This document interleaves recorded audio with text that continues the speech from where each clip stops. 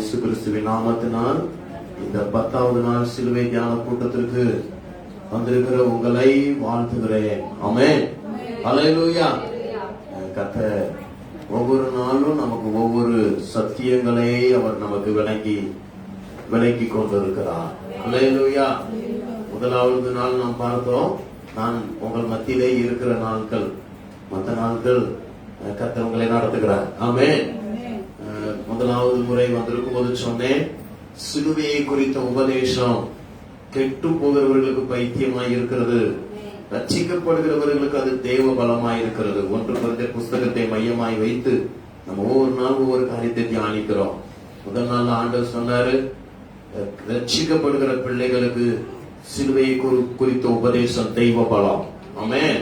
அப்ப சிலுவை நம்மளை ரட்சிக்காது, சிலுவையை குறித்த உபதேசம், மீனிங் சிலுவையிலே தொங்கின இயேசு கிறிஸ்துவை குறித்த உபதேசம் தான் ஒரு மனிதனை பாவத்திலிருந்து, வியாதியிலிருந்து, வறுமையிலிருந்து, பெருத்திலிருந்து, கடன் பாரத்திலிருந்து விடுதலையாக்கும். ஆமென். நான் சொல்லாத பிரச்சனை இருந்தாலும் விடுதலை ஆக்கும். எதுனா இயேசுவை குறித்த உபதேசம். சிலுவை அல்ல, சிலுவையிலே இயேசு மரிப்பதற்கு முன், மரித்த பின் என்று பார்த்தால், இயேசு மரிப்பதற்கு முன்பாக எவ்வளவு பேர் சிலுவையில் மரிச்சிருக்கிறாங்க. இயேசு மரித்து உயிர்த்தெழுந்த பின்பு நிறைய பேர் சிலுவையில மரித்திருக்கிறார்கள். எனவே சிலுவையை ஆண்டவர் எந்த சபைக்கும் ஒரு மாடலா கொடுக்கல, அது நாம ஏற்படுத்தி கொண்ட ஒரு சின்னம். ஆண்டவரும் தரல, ஆவியானவரும் தரல, பிதாவும் தரல. அல்லேலூயா. ஆமென். அல்காரிக்கல் இன்டர்பிரேஷன் சொல்லிட்டு வேதத்தை சிலுவை மாடலுக்கு நிறைய போதிப்பாங்க. நவ் இயேசு கிறிஸ்து சிலுவையிலே மரித்தது உண்மை, ஆனால் சிலுவை நமக்கு ஜெயம் தராது, வெற்றி தராது. சிலுவையிலே மரித்த இயேசுதான் 3வது நாள் உயிர் தெழுந்தார். சிலுவை அங்கதான் இருக்கு, இயேசுதான் உயிர் தெழுந்தார். அல்லேலூயா. இயேசுவை குறித்த உபதேசம் தான் நம்மளை என்ன செய்யும், ரட்சிக்கும் என்று முதலாவது நாள் பார்த்தோம். 2வது நாள் தேவ ஞானமானது என்று சொன்னார். 2வது அதிகாரத்துல பவுல் சொல்லும் போது சொல்லுகிறான், சிலுவையில் அறையப்பட்ட இயேசுவை அண்டி வேற ஒன்றை நான் உங்களுக்கு சொல்ல எனக்கு விருப்பமில்லை, அதுதான் தேவ ஞானம். ஆமென். அப்ப இயேசு கிறிஸ்துவின் அன்பை நம்ம நினைவு கூறுகிற பிள்ளைகளாய், இயேசு கிறிஸ்துடைய பாடு மரணங்கள் நமக்கு நான் இன்றைக்கு அனுபவிக்கிற எல்லா விதமான ஆசீர்வாதமும், நன்மைகளும், அற்புதமும் இயேசு சிலுவையிலே சம்பாதித்து தந்தது. ஆமென். சொல்லுவோமா? நாம் அனுபவிக்கிற எல்லா ஆசீர்வாதமும், எல்லா சுகமும், எல்லா மேன்மையும், எல்லா மகத்துவமும், எல்லா விடுதலையும், எல்லா மனதிரும்புதலும் இயேசு சிலுவையிலே சம்பாதித்தது. அல்லேலூயா. உங்களுக்கு வந்த எந்த நன்மையானாலும் இயேசு சிலுவையில உங்களுக்கு வெற்றி சிறந்தார். ஆமென். சொல்லுவோமா? அல்லேலூயா. 3வது நாள்ல பார்த்தோம், போடப்பட்டிருக்கிற அஸ்திபாரமான இயேசு கிறிஸ்துவை அல்லாமல் வேறொரு அஸ்திபாரம் இல்லை. அப்ப அஸ்திபாரத்துல இன்றைக்கு நாம் நிற்போமானால் நம்ம எப்படிப்பட்ட விசுவாசிகளா இருப்போம், எப்படிப்பட்ட சபைகளா இன்றைக்கு சபைகள் இருக்கும் என்று சொல்லி 3வது நாள் உங்களோடு சொன்னேன். அடுத்து 4வது நாள் சொன்னேன், நாம் ஆண்டவருக்கு முன்பாக உக்ரான உத்தியோகம் உள்ளவர்கள். ஆமென். அப்போஸ்தலனாகிய பவுல் பாடுகளை அவன் சகிக்கும் போது சொல்கிறான், என்னை பின்பற்றுங்கள். அப்போ அப்போஸ்தலனாகிய பவுல் இந்த பாடுகளை யாரிடத்திலே கற்றுக்கொண்டான்? ஆண்டவரை கூப்பிடும் போதே பாடுகளை சகிப்பதற்காகவே அழைக்கிறான். அவன் எனக்காக எவ்வளவு பாடுபடுவான் என்று சொல்லிதான் அப்போஸ்தலர் 9வது அதிகாரத்தில் அழைக்கிறார். ஆனால் இந்த பாடுகள் மத்தியிலையும் அவன் ஆண்டவருக்காக நிலைத்திருந்ததுக்கு காரணம் அது இயேசுவின் இடத்திலே கற்றுக்கொண்டான். ஆமென். எபிரேயர் 12வது அதிகாரத்துல சொல்லப்பட்டபடி, 2-3வது வசனத்துல சொல்லப்பட்டபடி, உங்களுக்கு இளைப்பு வரும்போது சிலுவையிலே பாடுகளை சகித்த அவரே நினைவு கூறுங்கள் என்று சொன்னது போல அவனுக்கு வந்த பாடுகள்ல இயேசுவை பார்த்ததுனாலதான் பாடு நேரத்துல நிலைத்திருந்தான். ஆமென். அப்ப நாமும் கூட இயேசு கிறிஸ்துவின் சிலுவை பாடுகளை பார்த்தோம்னா இன்னைக்கு நமக்கு இருக்கிற வியாதன துன்பம் பெருசே கிடையாது. அல்லேலூயா. உங்களை நிறைய பேர் திட்டி இருக்கிறாங்க, நிறைய பேர் உங்களுக்கு விரோதமா பேசி இருக்கிறாங்க. உங்க முகத்துல யாராவது காரி துப்பி இருக்காங்களா? இயேசு முகத்துல காரி துப்புனாங்க, அவரை நினைச்சு பிரச்சனை உங்களுக்கு பெருசே கிடையாது. அல்லேலூயா. ஆமென். உன்னை ஒரு மாதிரி அசிங்கமா பேசிட்டாங்களா? இயேசுவை கேட்காத கேள்வி உங்களை கேட்டுட்டாங்க. அல்லேலூயா. உங்களுக்கு எந்த பிரச்சனை வந்தாலும் இயேசுவை பாத்தீங்கன்னா சோதனையில நீங்க நின்றுவீங்க. ஆமென். இயேசுவை பார்க்காம உங்களுடைய பர்சனாலிட்டி கவனிச்சீங்கன்னா நீங்க பவுண்டேஷன்ல நிற்க முடியாது. அல்லேலூயா. அடுத்து 5வது அதிகாரத்திலே பார்த்தோம், புளித்த மாவான துர்க்குணத்தை நினைச்சீங்க உங்களை விட்டு கலைந்து போட்டுருங்க, உண்மையும் துப்புரவும் உள்ள விடுங்க. அப்போ நீங்க அதுல நிலைச்சு இருக்கணும்னு சொன்னா, சபை நிலைத்து இருக்கணும்னு சொன்னா, அந்த மாதிரி நட்புகளை நீங்க கட் பண்ணி பழகணும். அல்லேலூயா. நட்புகளை கட் பண்ணணும்னா ஆத்துமாக்களை கட் பண்ண சொல்லல, அந்த மாதிரி உங்களுக்கு இடையூறாய் இருக்கிறவர்களை விட்டு நீங்கள் வழிமாற வேண்டும். நீங்கள் யாரோடு இருக்கிறீர்களோ அப்படித்தான் இருப்பீர்கள் என்று சொன்னேன். நேற்றைக்கு சொன்னேன், நீங்கள் கிரயத்திற்கு கொல்லப்பட்டவர்கள். எனவே நீங்க இயேசுவை தான் மகிமைப்படுத்தணும். ஆமென் சொல்லுவோமா? அல்லேலூயா. இன்றைக்கும் 1 கொரிந்தியர் 7வது அதிகாரத்தை நாம் வாசிக்கலாம். நான் ஒரு வசனம் வாசிக்க, நீங்கள் ஒரு வசனத்தை சத்தமா வாசிங்க, கொஞ்சம் நல்ல சவுண்ட் கேட்கிற மாதிரி வாசிங்க. ஆமென். 1 கொரிந்தியர் 7வது அதிகாரம் 232வது பக்கம், புதிய ஏற்பாடு. நீங்கள் எனக்கு எழுதின காரியங்களை குறித்து நான் எழுதுகிறது என்னவென்றால், ஸ்திரீயை தொடாமல் இருக்கிறது மனுஷனுக்கு நல்லது.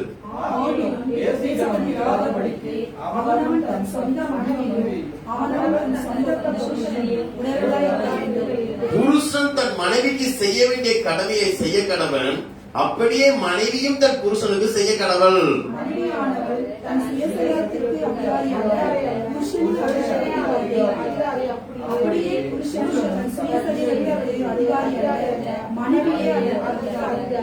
சரி, நானே ஃபுல்லா வாசிக்கிறேன். சரியா?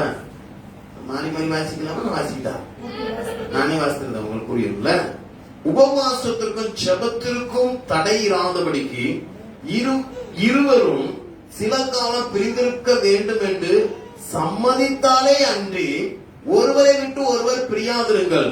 உங்களுக்கு விரத்துவம் இல்லாமையால் சாத்தான் உங்களை தூண்டிவிடாதபடி மறுபடியும் கூடி வாழுங்கள். இதை நான் கட்டளையாக சொல்லாமல் யோசனையாக சொல்லுகிறேன். எல்லா மனுஷரும் என்னை போல இருக்க விரும்புகிறேன். ஆகிலும் அவனவனுக்கு தேவனால் அருளப்பட்ட அவனவனுக்குரிய வரம் உண்டு. அது ஒருவனுக்கு ஒரு விதமாயும் மற்றொருவனுக்கு வேறு விதமாயும் இருக்கிறது. விவாகம் இல்லாதவர்களையும் கைம்பெண்களையும் குறித்து நான் சொல்லுகிறது என்னவென்றால், அவர்கள் என்னை போல இருந்து விட்டால் அவர்களுக்கு நலமாய் இருக்கும். ஆகிலும் அவர்கள் விரத்தக்காரராய் கூடாதிருந்தால் விவாகம் பண்ண கடவர்கள். வேகிறதை பார்க்கிலும் விவாகம் பண்ணுகிறது நலம். விவாகம் பண்ணி கொண்டவர்களுக்கு நான் அல்ல, கர்த்தரே கட்டளையிடுகிறதாவது, மனைவியானவள் தன் புருஷனை விட்டு பிரிந்து போக கூடாது. பிரிந்து போனால் அவள் விவாகம் இல்லாதிருக்க கடவள், அல்லது புருஷனோடு ஒப்புரவாக கடவள். புருஷனும் தன் மனைவியை தள்ளிவிடக் கூடாது. மற்றவர்களை குறித்து கர்த்தர் அல்ல, நானே சொல்லுகிறதாவது, சகோதரரே, சகோதரன் ஒருவனுடைய மனைவி அவிசுவாசியாய் இருந்தும் அவனுடைய வாசமாயிருக்க அவளுக்கு சம்மதம் இருந்தால் அவன் அவளை தள்ளிவிடாதிருக்க கடவன். அப்படியே ஒரு ஸ்திரீயினுடைய புருஷன் அவிசுவாசியாய் இருந்தும் அவளுடைய வாசமாயிருக்க அவனுக்கு சம்மதம் இருந்தால் அவள் அவனை தள்ளிவிடாதிருக்க கடவள். எண்ணத்தினாலில் அவிசுவாசியான புருஷன் தன் மனைவியால் பரிசுத்தமாக்கப்படுகிறான். அவிசுவாசியான மனைவியும் தன் புருஷனால் பரிசுத்தமாக்கப்படுகிறாள். இல்லாவிட்டால் உங்கள் பிள்ளைகள் அசுத்தமாய் இருக்குமே, இப்பொழுது அவைகள் பரிசுத்தமாய் இருக்கின்றன. ஆகிலும் அவிசுவாசி பிரிந்து போனால் பிரிந்து போகட்டும். இப்படிப்பட்ட விஷயத்தில் சகோதரனாவது சகோதரியாவது அடிமைப்பட்டவர்கள் அல்ல, சமாதானமாய் இருக்கும்படிக்கு தேவன் நம்மை அழைத்திருக்கிறார்.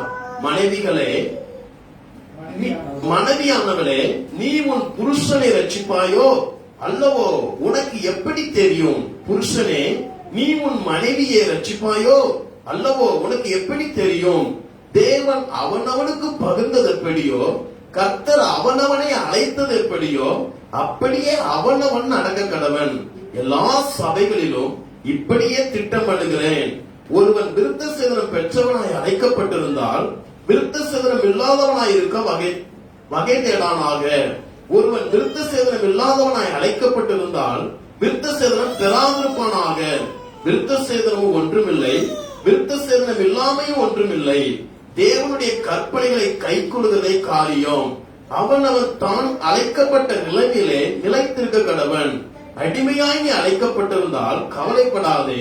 நீ சுவாதீனாக கூடுமானால் அதை நலம் என்று அனுசரித்துக் கொள். கர்த்தருக்குள் அழைக்கப்பட்ட அடிமையானவன் கர்த்தருடைய சுயாதீனனாய் இருக்கிறான். அப்படியே அழைக்கப்பட்ட சுயாதீனன் கிறிஸ்துவனுடைய அடிமையாய் இருக்கிறான். நீங்கள் கிரயத்திற்கு கொல்லப்பட்டீர்கள், மனுஷருக்கு அடிமையாகாதிருங்கள். அல்லேலூயா, அல்லேலூயா. இன்னும் நிறைய இருக்குது, கவனிங்க. இந்த அதிகாரத்தில் அப்போஸ்தலனாகிய பவுல் குடும்பத்திற்கு அதிக முக்கியத்துவம் கொடுக்கிறான். திருமணம் பண்ணாதே என்று சொல்லவில்லை, திருமணம் பண்ணுவது நல்லது என்று சொல்லுகிறான். ஆனால் நீ திருமணம் பண்ணின உன் வாழ்க்கை மேன்மை உள்ளதாய் இருக்க வேண்டுமானால் 5 பார்ட்டா சொல்லுகிறான். 1ஆவது அதிகாரம் முதல் 6வது வசனம் வரைக்கும் உங்களுக்குள் வேசித்தனம் வராதவருக்கு நீங்கள் திருமணம் பண்ண கடவீர்கள் என்று சொல்லுகிறார். 7வது வசனத்திலிருந்து 9வது வசனம் வரைக்கும் வேகிறதை பார்க்கிறோம், விவாதம் பண்ணுறது நல்லது. 2 மனசோடு நீ வாழ்கிறத விட குறிப்பிட்ட வயதுல நீ திருமணம் பண்ணுவது உனக்கு நல்லதுன்னு சொல்லுகிறான். 3வது 10வது வசனத்திலிருந்து அதனுடைய 25வது வசனம் வரைக்கும் பாத்தீங்கன்னா, மனைவியோடு இருக்கிறவன் பிரியணும்னு நினைக்காத. புருஷனோடு இருக்கிற மனைவி பிரிய நினைக்காத, மனைவியோடு இருக்கிற புருஷனும் பிரிய நினைக்காத. அப்படி பிரிஞ்சு போய் வேற ஒரு திருமணம் செய்யறதுன்னா அதுக்கு பேர் விபச்சாரம்னு பேரு சொல்லி கொடுக்கலாம். அடுத்து 4வது பார்ட்டா 25வது வசனத்திலிருந்து அதனுடைய 33வது வசனம் வரைக்கும் சொல்லுகிறான், கன்னிகைகள் கர்த்தருக்குரியவைகளை காலத்தை பார்த்தால் இப்படி இருக்கிறதுனால நீங்க கன்னிகைகளுக்கு ஒரு ஆலோசனை சொல்லுகிறான். என்ன சொல்லுகிறான்னா, கர்த்தருக்குரியவர்களுக்கு முக்கியத்துவம் கொடுங்க, கர்த்தருக்குரியவர்களுக்காக நீங்க கொடுங்கன்னு சொல்லுகிறானே ஒழிய திருமணம் பண்ணுவது பாவம் என்று அவன் சொல்லவில்லை. புரியுதா? உலகத்தின் தேசம் கடந்து போகிறதே உலகத்துக்கு இவ்வளவு முக்கியத்துவம் கொடுப்பீங்கன்னு சொன்னா கர்த்தருக்காக நீங்க எப்ப கவலைப்பட போறீங்கன்னு சொல்லுகிறான். 34ல இருந்து 38வது வசனம் வரைக்கும் அவன் ஒரு காரியத்தை சொல்லுகிறான். ஒரு தகப்பன் தன் மகனை திருமணம் செய்து கொடுக்கிறவனு நன்மை செய்கிறான் அப்படின்னு சொல்றான். கடைசியில 39வது வசனத்திலிருந்து 40வது வசனம் வரைக்கும் சொல்லுகிறான், புருஷன் மரித்த பின்பு மறுமணம் தவறு அல்ல என்கிறதை சொல்லிக் கொடுக்கிறார். மனைவியோ புருஷனோ மரித்த பின்பு, அது ஒரு டைட்டில். அந்த பிரமாணத்திலிருந்து அவர்கள் விடுதலை ஆகிறார்கள். ஆனா அவங்க அப்படியே இருக்கிறது நல்லது. ஆனாலும் சாத்தான் அவங்களை பாவத்துக்கு நேரம் வழி நடத்தாம இருக்கணும்னு சொன்னா இவங்க வேறொரு திருமணம் பண்ணுவது தவறு. அல்லாம உயிரோடு இருக்கும்போது நினைச்சுக்கூடாது. இதெல்லாம் குடும்பத்திற்காக அவன் எழுதுகிறான். குடும்பத்திற்காக எழுதினாலும் நடுவுல ஒரு செங்கக்கல் வைக்கிற மாதிரி வைக்கிறான். இந்த வாழ்க்கை உனக்கு ஆசீர்வாதமா இருக்கணும்னா சபை ஒன்றை நினைக்கணும். என்ன நினைக்கணுமா? 23வது வசனம் வாசிங்களேன். நீங்கள் கிரயத்திற்கு கொல்லப்பட்டீர்கள், மனுஷருக்கு அடிமையாகாதிருங்கள். இந்த குடும்ப வாழ்க்கை உங்களுக்கு ஒரு ஆசீர்வாதம் உள்ளதாய் மாற வேண்டுமானால் நீங்க கிரயத்திற்கு கொல்லப்பட்டதை நீங்கள் நினைச்சாலே வேற விஷயத்துக்கு நீங்க அடிமையா மாற மாட்டீங்க. உன் மனைவியை தவிர இன்னொருக்கு உன்னை மயக்க முடியாது. உன் புருஷனை தவிர இன்னொருத்த உன்னை மயக்க முடியாது. நீ நினைக்க வேண்டியது என்னன்னா, எனக்காக இயேசு சிலுவையில மரித்திருக்கிறாரே, இந்த தவறை நான் செய்வது எப்படி? புரிஞ்சவங்க கைதட்டுங்க பார்க்கலாம். நம்ம நினைக்கணும். சொல்லுங்க, நம்ம ஒவ்வொரு நாளும் கிரயத்திற்கு கொல்லப்பட்டவர்கள் என்கிறதை நாம் நினைக்கணும். என்னப்பா பாஸ்டர் கிரயம் அது? நேரத்தை லைட்டா மேலோட்டமா பார்த்தோம். வாசிப்போமா? 6:20. 1 Corinthians 6. என்ன கிரயம் பாஸ்டர் அது? கிரயத்திற்கு கொல்லப்பட்டீர்களே, ஆகையால் தேவனுக்கு உடையவைகளாகிய உங்கள் சரீரத்தினாலும் உங்கள் ஆவியினாலும் தேவனை மகிமைப்படுத்துங்கள். அப்ப அந்த கிரயம் என்னன்னா, என்ன கிரயம்? வாசிப்போமா? 11:6-11. அது என்ன கிரயம்? உங்களில் சிலர் இப்படிப்பட்டவர்களாய் இருந்தீர்கள். ஆகிலும் கர்த்தராகிய இயேசுவின் நாமத்தினாலும் நமது தேவனுடைய ஆவியினாலும் கழுவப்பட்டீர்கள், பரிசுத்தமாக்கப்பட்டீர்கள், நீதிமான்களாய். எப்ப நம்மள ஆண்டவர் கிரயத்திற்கு கொல்லப்பட்டார்னா, இயேசு கிறிஸ்துவாலும் பரிசுத்தாவின் அபிஷேகத்தினாலும் நாம் கழுவப்பட்டு நீதிமானாய் மாறி இருக்கிறோம். அல்லேலூயா. ரோமர் 8வது அதிகாரம் அதிலே கொஞ்சம் ஆழமாய் வருகிறது. 8 அதனுடைய 2-3 வாசிப்போம். கிறிஸ்து இயேசுவினாலே ஜீவனுடைய ஆவியின் பிரமாணம் என்னை பாவம் மரணம் என்பவைகளின் பிரமாணத்தினின்று விடுதலையாக்கிற்று. எப்படி? அது எப்படி எனில், மாம்சத்தினாலே பலவீனமாயிருந்த நியாயப்பிரமாணம் செய்யக்கூடாததை தேவனே செய்யும்படி தம்முடைய குமாரனை பாவ மாம்சத்தின் சாயலாகவும் பாவத்தை போக்கும் பலியாகவும் அனுப்பி மாம்சத்திலே பாவத்தை ஆக்கினிக்குள்ளாக தீர்த்தார். மாம்சத்தின்படி நடவாமல் ஆவியின்படி நடக்கிற நம்மிடத்தில் நியாயப்பிரமாணத்தின் நீதி நிறைவேறும்படிக்கே அப்படி செய்தார். அப்போ ஆண்டவர் என்னை கிரயம் பண்ணாரான்னு சொன்னா, பாவத்தை போக்கும் பலியாக இயேசுவை பாவ மனுஷ சாயல் இந்த பூமியிலே வெளிப்படுத்தினார். அவர் சிந்தின ரத்தம் நமக்கு கிரயமாய் சிந்தப்பட்டது. அல்லேலூயா.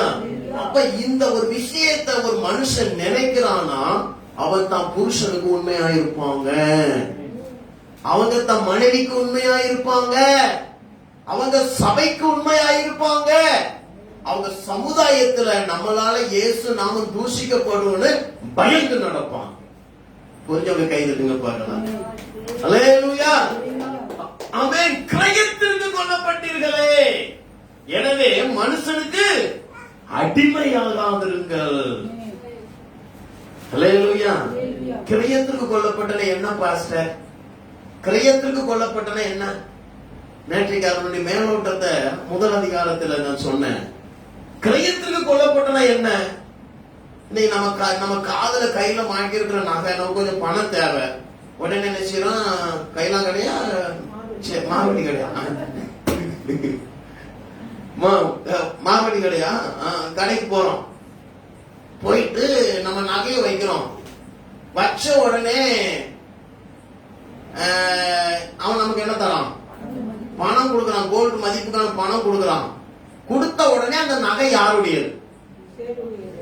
அது என்னைக்கு திரும்ப உங்களுடையதாய் மாறும்? அதுக்கு ஒரு பேரு மூட்டுறதுன்னு பேரு, மீட்கிறதுன்னு பேரு. இயேசுவும் உலகத்திற்கு அடிமையாய் நாம் விற்கப்பட்ட நம்மளை தன்னுடைய ரத்தத்தினாலே பாவத்திலிருந்து விடுதலையாய் மீட்டுக் கொண்டார். இத நினைக்கிறவங்க அந்த குடும்ப சக்சஸான வாழ்க்கை, அது வாலிப பெண்ணா இருந்தாலும் சரி, வாலிப பையனா இருந்தாலும் சரி, குடும்பமா இருந்தாலும் சரி, மனைவியா இருந்தாலும் சரி, புருஷனா இருந்தாலும் சரி, அவர் சாட்சியா வாழ்றதுக்கு ஒரே ஒரு ரகசியம், கிரயத்திற்கு கொல்லப்பட்டதை நினைவு கூறணும். கிரயத்திற்கு கொல்லப்பட்டீர்களே, நம்மள ஆண்டவர் நீட்டா இருப்பா, ரிலீஸ் பண்ணி எடுத்தா இருப்பா. எங்க பாஸ்டர் யாரு என்னை போய் வித்தது? யாரு என்னை அப்படி வித்துட்டாங்க? வாசிப்போமா? லூக்கா 4வது அதிகாரம். லூக்கா 4வது அதிகாரம். எங்க நம்ம அப்படி விற்கப்பட்டுட்டோம் பாஸ்டர்?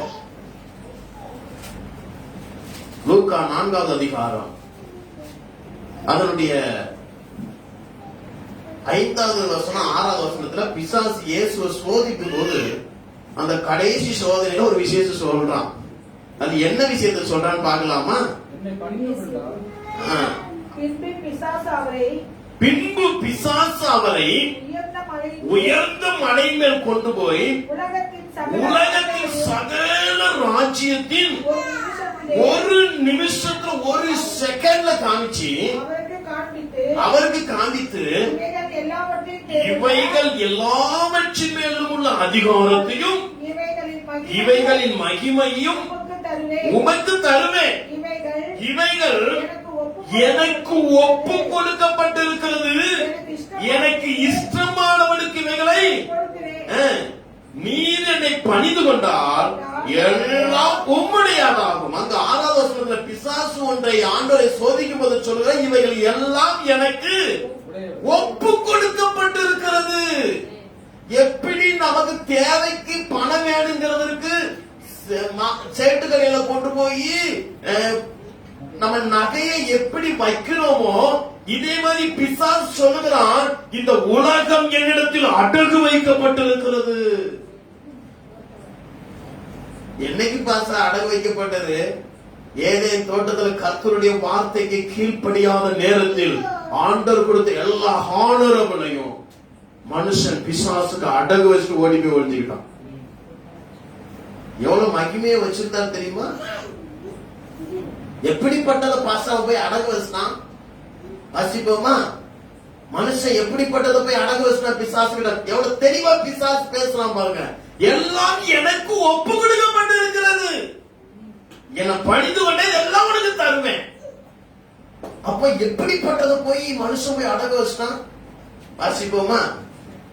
ஆதியாகமம் 1வது அதிகாரம் அந்த 26வது வசனம் முதல் நம்ம வாசிக்கலாம். பின்பு தேவன் நமது சாயலாகவும் நமது ரூபத்தின்படியும் மனுஷனை உண்டாக்குவோமாக, அவர்கள் சமுத்திரத்தின் மச்சங்களையும் ஆகாயத்து பறவைகளையும் மிருக ஜீவன்களையும் பூமி அனைத்தையும் பூமி மேல் ஊறும் சகல பிராணிகளையும் ஆளக்கடவர்கள். எப்படிப்பட்ட அதிகாரத்தை கர்த்தர் மனுஷனுக்கு தர்றாரு பாத்தீங்களா? அவங்க என்ன செய்யுமா? ஆளுகை செய்ய வேண்டுமா? கண்ட்ரோலை நடத்துகிற அதிகாரம் யார் கொடுத்தது? மனுஷனுக்கு ஆண்டவர் கொடுக்கிறார். யார் தந்தது? கர்த்தர் கொடுக்கிறார். அடுத்து என்ன அதிகாரம் தர்றாருன்னா, தேவன் தம்முடைய சாயலாக மனுஷனை சிருஷ்டித்தார், அவனை தேவ சாயலாகவே சிருஷ்டித்தார், ஆணும் பெண்ணுமாக அவர்களை சிருஷ்டித்தார்.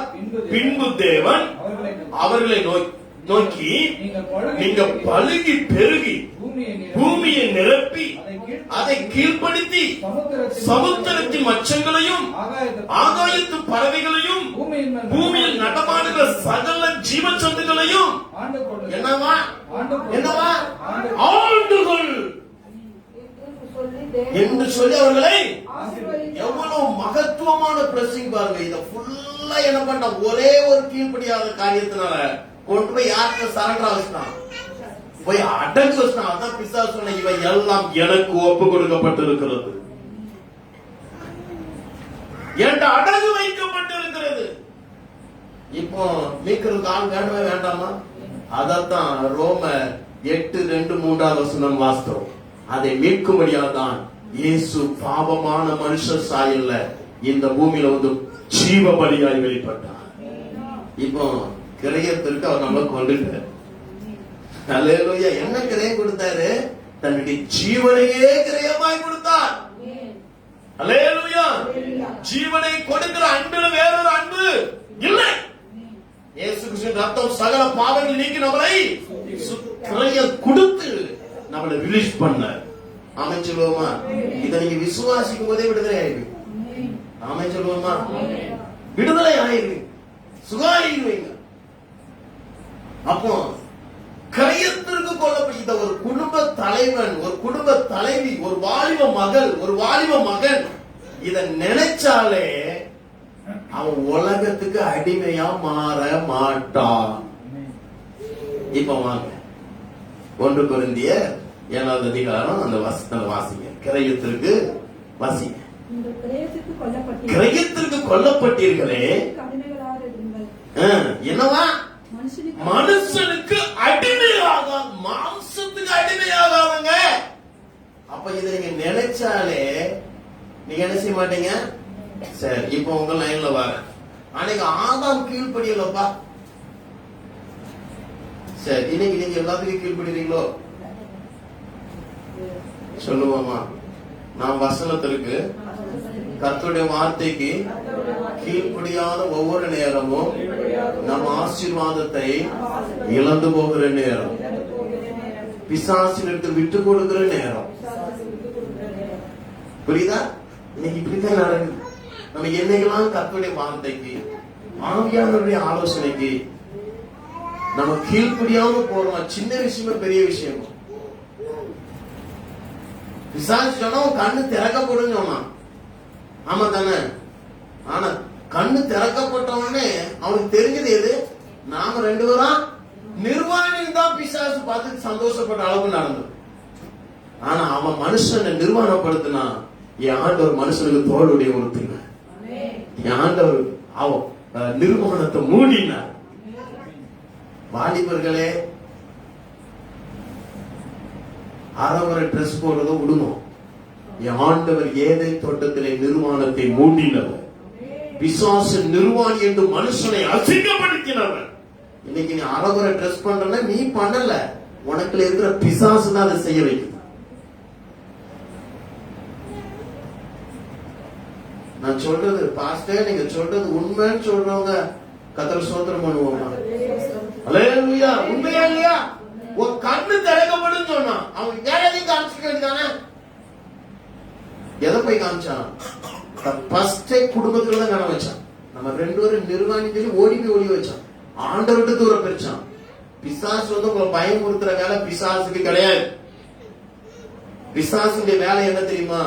உங்களை இயேசுவை விட்டு பிரிச்சிடணும், வசனத்தை விட்டு பிரிச்சிடணும், பரலோகத்தை விட்டு பிரிச்சிடணும். இதுதான் பிசாசுடைய தந்திரம். அதை நீங்கள் புரிந்து கொள்ள வேண்டும். ஆனா ஆண்டவர் நிர்வாணியை விட்டுட்டாரா? உனக்கு நிர்வாணி அறிவிச்சவன் யார் அப்படின்னு சொல்லிட்டு அதுக்கப்புறம் சபிக்கிறாரு. நல்ல ஆசீர்வாதம், எவ்வளவு ஆனரபிள் உனக்கு தந்தேன், எவ்வளவு பிளஸிங் உனக்கு தந்தேன், ஒரு செகண்ட்ல எல்லாத்தையும் இழந்துட்டு நிக்கிறியாப்பா அப்படின்னு சொல்லிட்டு அவனை துரத்துறதுக்கு முன்னாலே என் ஆண்டவனுக்கு தோளுடைய உடுத்தினார். ஹல்லேலூயா. நாமே சொல்லுவோமா? வாசிப்போமா? ஆதியாகம புஸ்தகம் தோளுடைய உடுத்தின இந்த காரியத்தை பார்க்கலாம். நேற்றைக்கு இந்த காரியத்தை பார்க்கல. ஆவியானவர் அவங்களுக்கு தோளுடைய உடுத்தி என்ன செய்யலாம்? வாசிப்போமா? 2:20-21 வாசிங்க. அப்படியே 3வது அதிகாரம் 20-21. 3வது அதிகாரம் 20-21 ஆதியாகமம். ஆதாம் தன் மனைவிக்கு ஏவாள் என்று பெயரிட்டான். ஏனெனில் அவள் ஜீவனுள்ளோருக்கெல்லாம் தாயானவள். இது எப்படி அவன் சொல்றான்? ஏவாளை பார்த்து ஜீவனுள்ளோருக்கெல்லாம் தாயினா ஆதாம் எப்படிங்க சொல்றான்? ஆதாம்கிட்ட கர்த்தர் சொன்ன வார்த்தை அது. எவ்வளவு பெரிய பாக்கியத்தை ஒரு செகண்ட்ல இழந்துட்டு இருக்கிறாங்க தெரியுமா? நம்ம கூட கர்த்தருடைய வார்த்தைக்கு கீழ்ப்படியாம போகும்போதெல்லாம் நமக்கு கர்த்தர் ஆசீர்வாதம் ஆட்டோமேட்டிக்கா இழந்து போய்கிட்டே இருக்கும். நமக்கு தெரிய மாட்டேங்குது. ஆண்டவர் என்ன பண்றாரு பாருங்க. அவன் சொல்றான், எவாளே உன்னை ஆண்டவர் உருவாக்கும் போது என்கிட்ட சொன்னாரு, என்னை கொண்டு விடும்போது சொன்னாரு, இவள் ஜீவனோருக்கெல்லாம் தாயானவள் சொன்னாருப்பா. ஆனா இப்ப பிசாசு நம்மள ஓடி போய் ஒளிய வச்சுட்டு இப்ப ஆண்டவர் என்ன பண்றாரு? மனது அந்த ரகசியத்தை புரிந்து கொண்டோடனே ஆண்டவர் என்ன பண்றாரு? நம்ம உணர்வு வந்துச்சு. உணர்வு வந்த உடனே என்ன பண்றாரு ஆண்டவர்? தேவனாகிய கர்த்தர் ஆதாமுக்கும் அவன் மனைவிக்கும் தோள்முடையை உண்டாக்கி கைவிட்டு வரணும். பிசாசு என்ன பண்ணிச்சு? ஆண்டவர் என்ன பண்றாரு?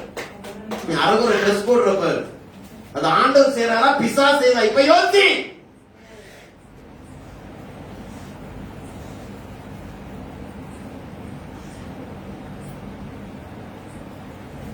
அல்லேலூயா. ஆமென். ஆண்டவர் எவ்வளவு பாருங்களேன். என் வார்த்தை கீழ்ப்படியில பாரு, அப்பட்டிலே ஓரம் கட்டிடல. எவாளே நீ ஜீவனுள்ளவர்களாம் தாயின்னு சொல்லி ஆண்டவர் சொன்னார்ப்பா.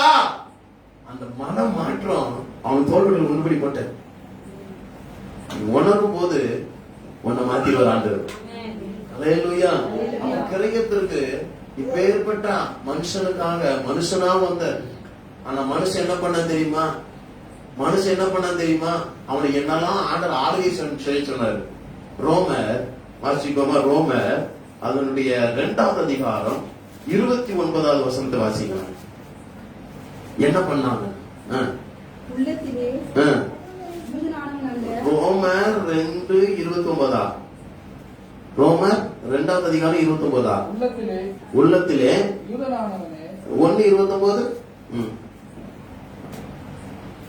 ரோமர் அவர்கள் சகலவித அநியாயத்தினாலும் வேசித்தனத்தினாலும் துரோகத்தினாலும் பொருளாசையினாலும் குரோதத்தினாலும் நிறையப்பட்டு பொறாமையினாலும் கொலையினாலும் வாக்குவாதத்தினாலும் வஞ்சகத்தினாலும். சரி, 21 வாசிங்க.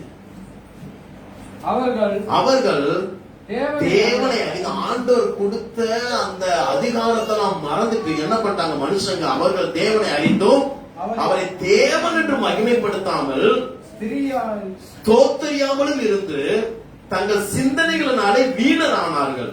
உணர்வில்லாத அவர்களுடைய இருதயம் இருள் அடைந்தது.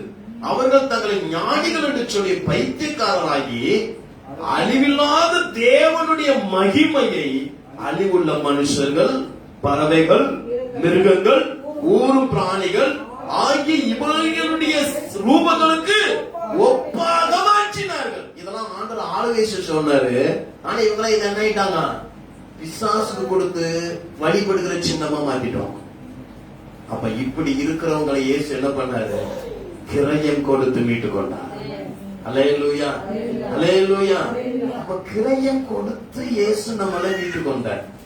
இத ஒவ்வொரு நாளும் ஒரு விசுவாசி நினைக்கணும், ஒரு வாலிபன் நினைக்கணும். இயேசு ஒரு தப்பு பண்றோம், வேதத்துக்கு விரோதமா, பெற்றோருக்கு மறைவா, போதகருக்கு மறைவா, வெளியே கழித்து போடுங்க.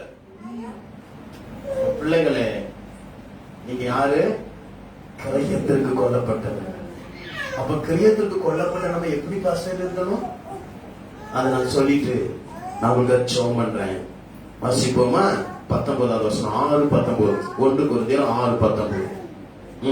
உங்கள் சரீரமானது நீங்கள் தேவனால் பெற்றும் உங்கள் தங்கியும் இருக்கிற பரிசுத்த ஆவியினுடைய ஆலயமாய் இருக்கிறது என்று நீங்கள் உங்களுடையவர்கள் என்றும் அறிவீர்கள். சொல்லுவோமா? இயேசு என்ன?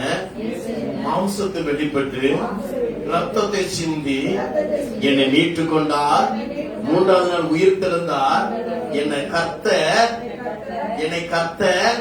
கிரயத்திற்கு கொண்டபடியினால் இனி நான் என்னுடையவன் அல்ல, கர்த்தருடைய ஆலயம். அல்லேலூயா, அல்லேலூயா. ஒரு பில்டிங்லயே ஒட்டெல்லாம் இருக்கக்கூடாதுன்னு சொல்றோம்.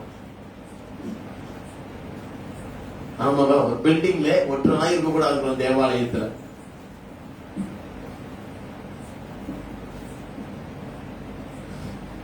நம்ம எப்படி இருக்கணும்? நம்ம தானே இயேசுக்கு மனவாட்டி. அல்லேலூயா, அல்லேலூயா. நம்ம கர்த்தருடைய ஆலயமா? நம்ம கிரயத்துக்கு இப்ப மூட்டிட்டாங்கப்பா. இப்ப நகையை நீங்க வச்சிட்டீங்க சேட்டு கடையில, பணம் வாங்கிட்டீங்க. அந்த நகை யாருடையது? அந்த பணத்தை கொடுத்து நீங்க ரிட்டர்ன் வாங்கிட்டீங்கன்னா அந்த நகை யாருடையது? அதுக்கப்புறம் சேட்டே இத்தனை நாள் நான் வச்சிருந்தேன், என் பணத்தை நீ வச்சிருந்த, அதனால நகை எனக்கு சொந்தம் சொல்ல முடியுமா? ஆனா நீங்க மட்டும் சொல்றீங்க. ஏசு சொல்ற, நான் கிரயம் கொடுத்தவங்க ரத்தத்தை நீ உனக்கே சொந்தம் கிடையாது தெரியுமா? நீ என்னுடையவர். நீ எப்படி உன் இஷ்டத்துக்கு அலையிற? நீ எப்படி உன் இஷ்டத்துக்கு பொண்ணு பாக்குற? நீ எப்படி உன் இஷ்டத்துக்கு மாப்பிள்ளை பாக்குற?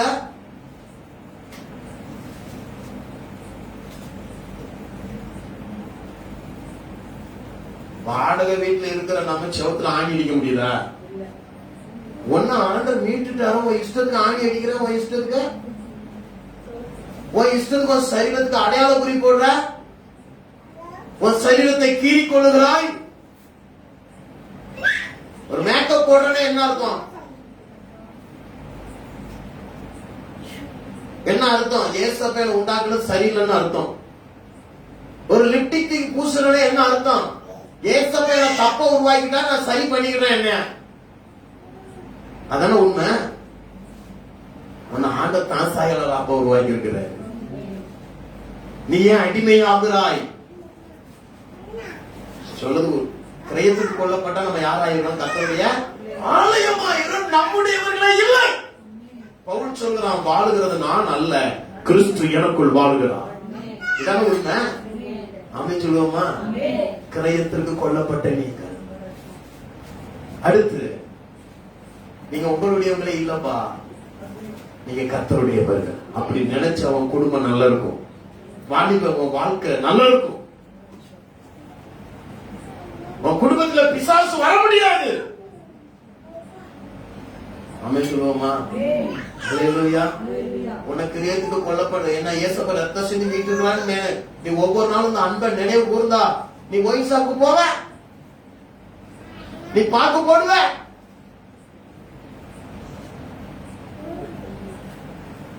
போய் எதுக்கு அமுக்குவ,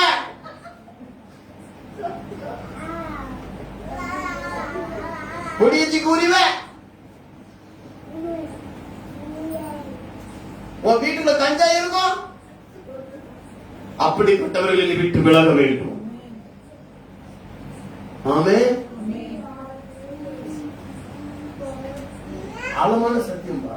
அடுத்து நம்ம எப்படி இருப்போம்னா, ஆண்டவர் கிரயத்துக்கு கொல்லப்பட்டா நம்ம நினைச்சோம்னா எப்படி இருப்போம் சொன்னா, வாசிப்போமா? 15வது வருஷம் 6:15. உங்கள் சரீரங்கள் கிறிஸ்துவின் அவயங்கள் என்று அறியீர்களா? அப்படி இருக்க நான் கிறிஸ்துவின் அவயங்களை வேசின் அவயங்களாக அப்படி செய்யலாமா? நீ கிறிஸ்துவனுடைய அவயம்பா. உன் தலையாரு? உன் தலையாரு? இந்த சபைக்கு தலையாரு? இந்த சபைக்கு போதகர் யாரு? நம்மளாம் அவருடைய அவயம்பா. நல்ல பாம்பு தெரிஞ்சு கையில பிடிப்பியா? விஷம் உள்ள பாம்பு தெரிஞ்சு போய் பிடிப்பியா? அதுக்கு முன்னால கையை போய் நீட்டுவியா? நீ இருக்கிற பாவம் அப்படிப்பட்டதுதான். அது உன்னை அழித்து விடும். நீ கர்த்தருடைய அவயம், கிரயத்திற்கு கொல்லப்பட்டார். ஹல்லேலூயா, ஹல்லேலூயா. ஒப்பு கொடுக்க முடியுமா? நீங்க கிரயத்துக்கு கொல்லப்பட்டீங்கன்னா எவ்வளவு ஒரு தீர்மானம் எடுப்பா. உனக்கா ஆண்ட துடிச்சா இருப்பா. நீ அவருடைய ஆலயமா மாறுறதுக்காக, நீ அவருடைய அவயமா இருக்கிறதுக்காக. ஹல்லேலூயா, ஹல்லேலூயா. 18வது வசனம் வாசிப்போமா? 17 வாசி. 6:17. அப்படியே கர்த்தரோடு இசைந்திருக்கிறவனோ அவருடனே ஒரே ஆவியா இருக்கிறான். வேசித்தனத்திற்கு விலகி போடுங்கள். மனுஷன் செய்கிற எந்த பாவமும் சரீரத்திற்கு புறம்பாக இருக்கும். வேசித்தனம் செய்கிறவனோ தன் சுய சரீரத்துக்கு விரோதமாய் கர்த்தர் நீட்ட ரட்சிப்ப மிஸ்யூஸ் பண்றான். வேசித்தனமும் விபச்சாரமும் விக்கிரக ஆராதனை வேதம் ஒன்றாய் ஜோடிக்கிறது. எரேமியா உட்கார்ந்து சொல்றாரு, தான் புருஷனை விட்டுட்டு வேண்ட ஒருத்தங்க போனானா அவனை நீ ஊர்ல சேப்பையா? அந்த ஊர் தீண்டுபடாதா? என் ஜனங்கள் என்னை மறந்து அந்நிய தெய்வத்தை பின்பற்றுகிறார்களே. எதுக்கு ஒப்பிடுறாரு? விக்கிரக ஆராதனை விபச்சாரத்துக்கு ஒப்பிடுறாரு. விலைக்கு ஓடணும். அப்படின்னு சொல்லுவோமா? பாவத்தை சொல்லுங்க. பாவத்துக்கு எதிர்த்து நின்னா உன்னால ஜெயிக்க முடியாது. பிசாசுக்கு எதிர்த்து நில்லு. ஆனா பாவத்துக்கு எதிர்த்து நிக்காத. யோசிப்பு மாதிரி விட்டுட்டு ஓடு. அல்லேலூயா. விட்டுட்டு ஓடுப்பா. அப்படிதான் பாவத்தோட ஜெயிக்க முடியும். விட்டுட்டு ஓடு, விட்டுட்டு ஓடு. பாவத்தை எதிர்த்து நின்னவன் எவன் ஜெயிச்சதே கிடையாது. அல்லேலூயா. கடைசியாக ஒரு காரியம் சொல்லுகிறேன். 6வது அதிகாரம் 6-7 வாசி. சகோதரனோட சகோதரன் வழக்காடுகிறான், அவிசுவாசிகளுக்கு முன்பாக அப்படி செய்கிறான். நீங்கள் ஒருவரோடு ஒருவர் வழக்காடுகிறது எவ்விதத்திலையும் குற்றமா இருக்கிறது. அப்படி செய்கிறதை விட நீங்கள் அநியாயத்தை சகித்துக் கொள்கிறதில்லை, ஏன் நஷ்டத்தை பொறுத்துக் கொள்கிறதில்லை. பொறுமை, சகிப்பு தன்மை வாழணுமா? சொல்லுங்களேன். இயேசு என்ன மீட்டிருந்தா, இயேசு சிலுவையில எல்லாத்தையும் சகித்து கொண்ட மாதிரி, அவமானத்தை சகித்த மாதிரி, நிந்தைய சகித்த மாதிரி சகிக்கணும். வழக்காடக்கூடாது, சகிப்பு தன்மை இருக்கும். நான் ஊழியத்துல ட்ரைனிங் எடுத்த இடங்கள்ல, என்னுடைய ஊழியத்துல என்னுடைய தகப்பன் எங்கள் ஊழியத்தை கற்றுக் கொடுத்த ஆசான். நாங்க ஒரு 10 பேர் எப்பவுமே கிரிக்கெட் விளையாண்டுட்டு இருப்போம். 10 பேர் எப்பவுமே கிரிக்கெட் விளையாண்டுட்டு இருப்போம். அங்க இருந்து அப்பதான் 5 o'clock வரைக்கும் ஒரு பிரேயர்ல தான் இருப்பாரு. போயிட்டு அப்படி வாக்கிங் போற மாதிரி உள்ள வரும்போது, டேய் அந்தோணி அப்படின்னு கூப்பிடுவாரு. விரும்பு போகணும், போய் மத்தவங்க விளையாண்டு கூப்பிடுவோம் மட்டும் போகணும். அப்பா கல்யாணத்துக்கு போனா சீக்கிரம் ரெடியா இருக்கா, போய் அப்பா ட்ரெஸ் பண்ணிட்டு வந்துட்டேன்னு உங்களுக்கு ட்ரெஸ் பண்ணிட்டு திரும்பி கார் எடுத்து தேடி பதில் வருவார். அவர் வருவதுல ட்ரெஸ் பண்ணி, ஏன்னா ஐயா பின்னால போறது ஒரு பெரிய ஆசீர்வாதம், ஐயா பைபிளை தூக்கிட்டு போறது ஒரு ஆசீர்வாதம். அப்படி நினைச்சுதானே ஊழிய செஞ்சோம். மைக்கு உதாரணம், பாட்டு பாடணும், அவர் சுக துடைக்கிறதே பெரிய பாக்கியமா நினைச்சோம். சூக்கு பாலிஷ் போடுறத பெரிய பாக்கியமா நினைச்சோம். வண்டி துடைக்கிறத பெரிய பாக்கியமா நினைச்சோம். போய் ரெடியா டிசைட் பண்ணி அவர் தான் கத்து கொடுத்த, சாப்பிட்டோ இல்லையோ நல்ல ட்ரெஸ் பண்ணணும்டா அப்படின்னு சொல்லி கொடுத்தாரு. அவர் தான் போய் நீட்டா ட்ரெஸ் பண்ணிட்டு பைபிள் தூக்கிட்டு அக்கலுக்கு வச்சுட்டு நின்று இருந்தா, நமக்கு முன்னால கரெக்டா கால் பக்கத்துல தான் டயர் வரும். கரெக்டா கால் பக்கத்துல டயர் வந்து நிற்கும். நம்மள அவர் தான் கிளம்பிச்சு நிற்பாரு. ஏறி உட்காரன்னு சொல்ல மாட்டாரு. அப்படியே குடிச்சு நம்மளை கண்டுக்கிடாத மாதிரி அங்க விளையாடுறவனை பாப்பாரு. ஆனா அவனை கூப்பிடுறான் நம்மகிட்டே சொல்லி, அவனை அப்பா கூப்பிடுறா வரா அப்படின்னு சொன்னாலும் ஓடிடுவான். அவன் குடிச்சிருக்க மாட்டான், வேர்வையோட இருப்பான், அழுக்கா இருக்க துணி கார்ல ஏறுறான் பாரு. அவன் நம்மள அவர் சொல்லாத மாதிரி போயிடுவாரு. போய் கல்யாணத்தை முடிச்சுட்டு வர்ற வரைக்கும் அந்த கேட்டு பக்கத்திலே நிற்பேன். இப்படித்தான் எங்க ஆசான்கள் எங்களுக்கு சகிப்பு தன்மையை கற்றுக் கொடுத்தாங்க.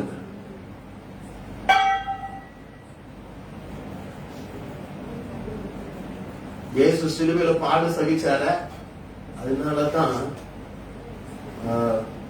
சாம்சுந்தன் ஐயாவுடைய ஆரம்ப கால ஊழியர்களை பார்த்தா அவங்க தலைவர் காரி துப்பிட்டாராம். மூஞ்ச பொறும் முறை போயா, உனக்கு ஊழியத்தெல்லாம் தர முடியாது. ஒரு மாதிரி அசிங்கம், நான் கொஞ்சம் மதிப்பா சொல்றேன், அவர் கொஞ்சம் அசிங்கமா சொல்லிட்டாரு போல. போயிட்டாராம். சாயங்காலம் வந்து பார்த்தா அந்த மனுஷன் அங்கேயே நின்றுட்டு இருந்தாராம். ஏன் காலையிலே போச்சே, ஐயா நீங்க காரி துப்புனீங்க, நீ போடான்னு சொல்லல, அதனால இங்கே நின்றுட்டு இருக்கேன். அவர் தான் அவருக்கு அடுத்த தலைவராக மாறின. சகிப்பு தன்மை. அங்கே நிற்போம், எப்படி செக் பண்ணுவாங்க. இவன் கோவப்பட்டு போயிட்டாங்கன்னா செக் பண்ணுவாங்க. அப்படித்தான் நாங்கள் ஊழியத்தினுடைய அணுகுமுறையை கற்றுக்கொண்டோம். நீங்க என்னதான் பேசுறேன், நீ ஏன் உணர்வு வரல? நீ என்னதான் வந்து திட்டினாலும், எங்க பின்னால என்ன பேசணும், முன்னால பேசணும், பொருளி பேசணும், அது நாங்க ஏன் காதுல வாங்கல தெரியுமா? நாங்க ரப்பர் மரம். ரப்பர் மரத்துக்கு ரணம் ஒன்று புதிது அல்ல. இதுக்கு அப்புறமும் பாடுகளை சகிக்க நாங்கள் கற்றுக்கொள்கிறோம். சகிப்பு தன்மை வரணும். கிரயத்துக்கு கொல்லப்பட்டோம்னா இயேசுவை போல நம்ம எல்லாத்தையும் சகிக்கணும். ஹல்லேலூயா, ஆமென் சொல்லுவோமா? 8வது வசனம் 9வது வசனம் வாசிப்போம். நீங்கள் அநியாயம் செய்கிறீர்கள், நஷ்டப்படுத்துகிறீர்கள், சகோதரனுக்கு அப்படி செய்கிறீர்கள், அநியாயக்கார தேவனுடைய ராஜ்யத்தை சுதந்திரிப்பதில்லை என்று அறியீர்களா? வஞ்சிக்கப்படாதீர்கள். வேசி மார்க்கத்தாரும், விக்கிரக ஆராதனைக்காரரும், விபச்சாரக்காரரும், சுய புணர்ச்சிக்காரரும், ஆண் புணர்ச்சிக்காரரும், திருடரும், பொருளாசைக்காரரும், வெறியரும், உதாசீனரும், கொலைகாரரும் தேவனுடைய ராஜ்யத்தை சுதந்திரிப்பதில்லை. கிரயத்திற்கு கொல்லப்பட்டிருந்தா இயேசு ராஜ்யத்து மேல நமக்கு கண்டிருக்கும். அப்படி இருந்த அந்த உலக வேஷம் நம்மளை தொடாது. அமைந்துள்ளோமா? நம்ம கிரயத்திற்கு கொல்லப்பட்டா நம்ம மனுஷனுக்கு என்ன செய்ய மாட்டோம்? அடிமையா மாற மாட்டோம். உலகத்துக்கு அடிமையா மாற மாட்டோம். ஆமென் சொல்லுவோமா? இயேசு சிலுவையில் மரண வரையும் சகித்தார். அப்ப பிள்ளைகளை நம்ம ஒவ்வொரு நாளும் நம்ம கிரயத்திற்கு கொல்லப்பட்டவர்கள் என்று நினைவு கூறும். நம்ம நம்முடையவர்களே கிடையாது. நம்மள ஆண்டவர் சும்மாலாம் அவளை சீக்கிரம் நீக்கலங்க, தன் ஜீவனை கொடுத்து நம்ம நீட்டா. கடைசியாக எபிரேயர் 2வது அதிகாரம் அதனுடைய 14வது வசனத்தை வாசிக்கலாம். அவர் எப்படிப்பட்ட கிரயத்தை நமக்கு கொடுத்தாராம்? எபிரேயர் 2வது அதிகாரம் 14வது வசனம். ஆதலால் பிள்ளைகள் மாம்சத்தையும் இரத்தத்தையுடையவர்களாய் இருக்க அவரும் அவர்களைப் போல மாம்சத்தையும் இரத்தத்தையும் உடையவரானார். மரணத்திற்கு அதிகாரியான பிசாசானவனை தம்முடைய மரணத்தினால் மேற்கொள்ளும்படிக்கு ஜீவகாலம் எல்லாம் மரண பயத்தோடு இருக்கிற அடிமைத்தனத்திற்குள்ளான யாவரை விடுதலை பண்ணும்படிக்கும் கைவிட்டார்கள். எப்படி அவர் தன்னை அர்ப்பணிச்சிருக்கிறார் பாருங்க. நம்மள போல மனுஷனை வெளிப்பட்டாருங்க. இந்த உலகத்துல இயேசு ஒருத்தர் தான் மனுஷனை போல வெளிப்பட்டார். வேற யாரும் மனுஷன் மாதிரி வெளிப்படல. ஆமென் சொல்லுவோமா? பிள்ளைகளை நீங்க யாரு? கிரயத்திற்கு கொல்லப்பட்டவங்க. அன்னைக்கு ஆதாமும் ஏவாளும் ஆண்டவர் கொடுத்த அதிகாரத்தை கீழ்ப்படியாம அடங்க வச்சிட்டாங்க. ஆனா ஆண்டவர் நம்மளை மீட்டுக்கிட்டார். சரி, இப்ப வாரேன். அன்னைக்கு ஆதாம் கீழ்ப்படியில, இன்னைக்கு நீங்க கீழ்ப்படுகிறீங்களா? நிறைய பேர் சொல்லுவாங்க, பேதுரு என்னதான் தேவனுடைய சீஷனா இருந்தாலும் ஆண்டவரை மறுதலிச்சிருக்க கூடாது பாஸ்டர். நீங்க இன்னைக்கு மறுதலிக்கிறீங்களா? விவோ பொங்கலுக்கு 2500 ரூபாய் தரதுக்கு வீடு வீடா லிஸ்ட் எடுக்கிறாங்களா? ஏய், உன் வீட்டுல வசனம் இருக்குது, கிறிஸ்டின் ஆச்சா? அவன் சொல்ற, நான் சர்ச்சுக்கே போறதில்ல. அவனுக்கு தெரியுது வசனம் மாட்டிருக்கு கிறிஸ்டின்.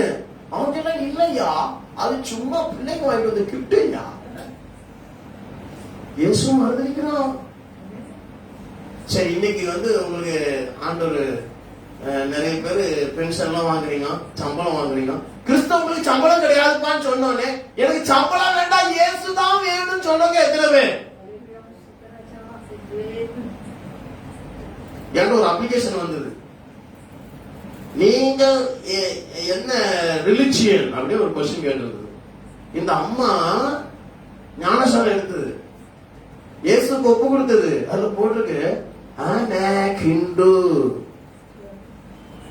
என்ன சொல்லி ஞானசாரம் எடுத்த. பேதுரு மறுதலிச்சாம்பா இயேசுவ. இன்னைக்கு நீ என்ன பண்ற? கிரயத்திற்கு கொல்லப்பட்டாயே. உன் அம்மாவ, உங்க அம்மா அப்பா நீ என் பிள்ளையே இல்லைன்னு எவ்வளவு வேதனை இருக்கும். என் அப்பனை போய் இல்லைங்கிறிய, உனக்கு ரத்த சிந்தின தகப்பனை இல்லைங்கிறிய. மறுதலிக்கிறியா இல்லையா? கிரயத்திற்கு கொல்லப்பட்டாயே. நீ இன்னைக்கு ஞானசானத்தில் ரட்சிக்கப்பட்டு சபை விசுவாசியா இருக்கிற, இன்னும் சில பாவத்துக்கு நீ அடிமையா இருக்கிற. அப்ப பிசாசு பண்ண யார் மறுதலிக்கிற? இயேசு மறுதலிக்கிறிய. கண்களை மூடுவோமா? ஒப்பு கொடுப்போமா? கிரயத்திற்கு கொல்லப்பட்டவர்கள். மனுஷனுக்கு நீங்க அடிமையாய் இருக்கக்கூடாது. பாவத்துக்கு நீங்கள் அடிமையாய் வாழக்கூடாது. சகிக்கணும் இயேசுக்காக பாடுகளை. தேவனுடைய ராஜ்யத்தின் அக்கிரமங்களா மாறணும். நீ தேவனுடைய ஆலயம். நீ உனக்கு சொந்தமே கிடையாது. என்னைக்கு ஆண்டவர் உன்னை ரத்தம் சிந்தி உன்னை கிரயத்திற்கு மீட்டு கொண்டாரோ, அதுக்கப்புறம் நீங்க உலகத்துக்கு சொந்தம் கிடையாது. இனி இயேசுக்கு தான் சொந்தம். நீ பரலோகத்துக்கு தான் சொந்தம். அன்னைக்கு ஆதாம் கீழ்ப்படியலன்னு பேசுற நம்ம, நீங்க கீழ்ப்படிறீங்களா? அன்னைக்கு இயேசு மறுதலிச்சிட்டானே பேதுருன்னு சொல்லி நீங்க பிரசங்க மாட்டேன். நீ இயேசுக்கு இன்னைக்கு கீழ்ப்படிறியா?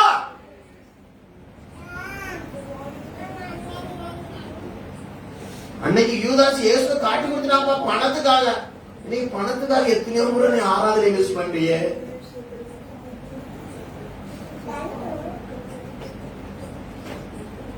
உன் வாழ்க்கை பாப்பையா? ஆண்டவனை கிரயத்துக்கு மீட்டார அந்த இடத்துல நீ இருக்கிறியா? இல்ல ஆண்டவர் ஒவ்வொரு நாளும் அந்த உபதேசத்தை கால கீழே போட்டு மிதிச்சு கர்த்தருடைய அன்பை நீ அவமதிக்கிறியா? யோசித்து பாரு. வானத்தின் ஆசீர்வாதத்தினால், பூமிக்குரிய ஆசீர்வாதத்தினால், ஸ்தலங்கள் கொண்டான ஆசீர்வாதத்தினால், கற்பத்தின் ஆசீர்வாதத்தினால், கைகளில் பிரார்த்தனை சகல விதமான நன்மையினால் இந்த பிள்ளைகளை கர்த்தர்